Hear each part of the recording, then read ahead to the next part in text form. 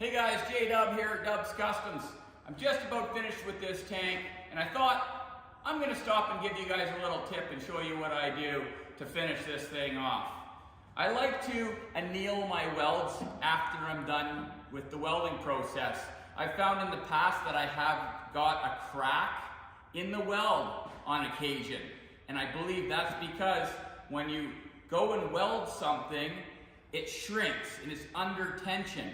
So I want to anneal it to kind of just loosen it up. So it's not so like, it's just like, you know, if you had a balloon and you blow that balloon up as hard as you possibly can. Well, just the tiniest little poke and it pops. But if you blow that balloon halfway up, now you can kind of poke at it a little bit more and it kind of will flex. It won't pop as easy. Same kind of procedure here. I want to make the weld a little bit softer. So what we're going to do is we're going to start by just sooting the weld black. So just fire up the acetylene and go along my weld and just throw down some soot. You guys might be asking, what are you doing? You're dirtying up that nice tank.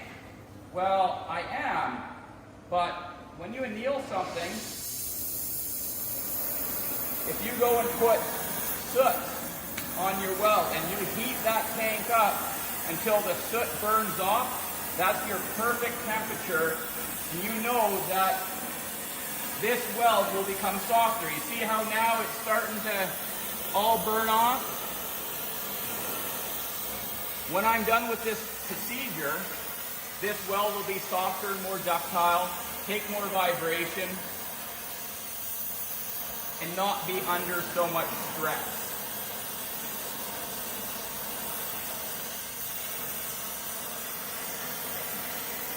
Once I'm done with this step, I'm going to actually pressure test this to make sure we have no pinholes in any of the welds.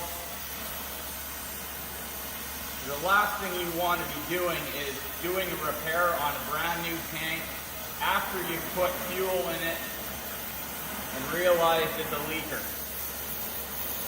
I'm just slowly working my way around. See, this is good because aluminum does not glow red hot. Like, it's hard to tell, you know, when you're gonna, you know, burn through or when it's gonna melt. It happens so fast. This way, I can gauge my temperature. All this soot will just wipe off after. But this I've been finding is a pretty important step when you're building a fuel tank to just relieve all the stress you can.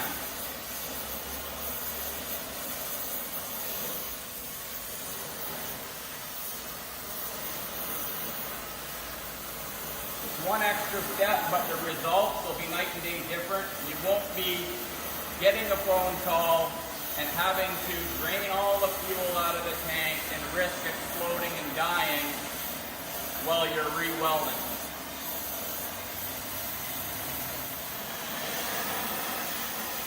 That side's good.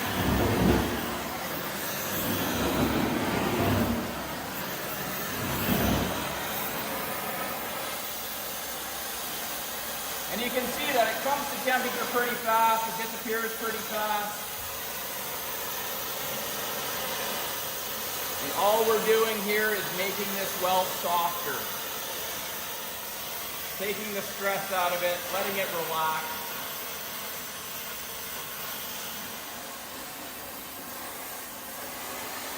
It also gives you time to inspect your whole weld as well. Like I can see there's a stop-start right here that when I do pressurize the tank, I'm going to want to watch that spot. Any of your stop-start, that's where you're going to find your leak.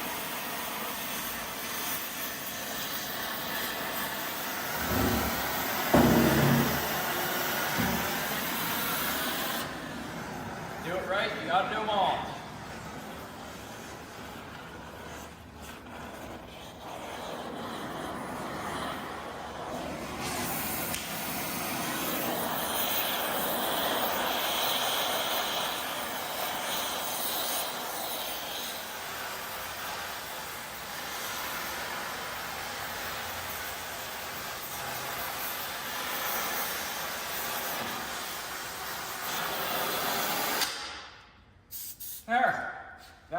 done. Now, annealing is also something that you would use if you were working aluminum, like if you were shaping it, if you were having to pound it and bend it a lot. It does work hard, and sooner or later you got to anneal it. You might have to do that multiple times depending on how much shape you're putting into a piece of aluminum. But next step, pressure test. When I pressure test these tanks, I'll pressurize to about 3 pounds. And you guys might think 3 pounds doesn't sound like it's that much, but 3 pounds per square inch, let me tell you, it really starts bulging these tanks up in a hurry. But let me get my setup going, and I will try to get some pressure in this. A little bit of soap and water around all of my welds, and this is going to assure that I'm not going to be having to risk my life to fix this tank down the road anytime soon.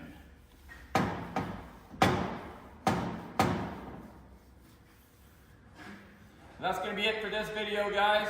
Like always, be safe out there. Peace.